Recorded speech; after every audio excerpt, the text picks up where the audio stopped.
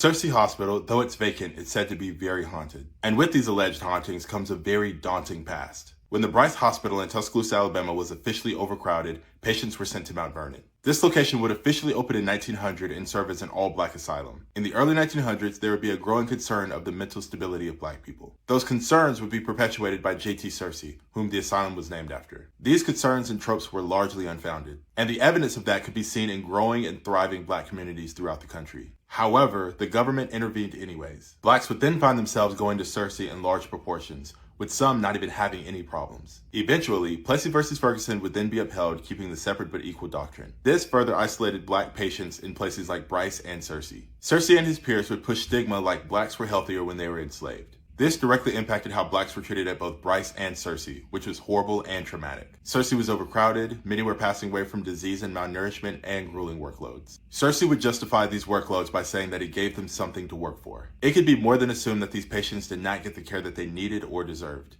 And that's even if they needed the care at all. Because remember, they were finding any reason that they could to put blacks into this place. Searcy finally desegregated in 1969 and closed its doors in 2012. And on top of that, it seems like paranormal activity has found its way here as well. Alleged hauntings like these are never fun, and they should require a little bit of reflection from us. People have reported seeing apparitions of soldiers on this land, probably stemming from its time as an arsenal. They've also reported the apparitions of staff and former patients, sometimes even walking through walls. Shadow figures have been seen, light anomalies have been seen, objects will move on their own. The outline of figures in the windows and disembodied sounds have been reported. People have also claimed to have been touched and attacked.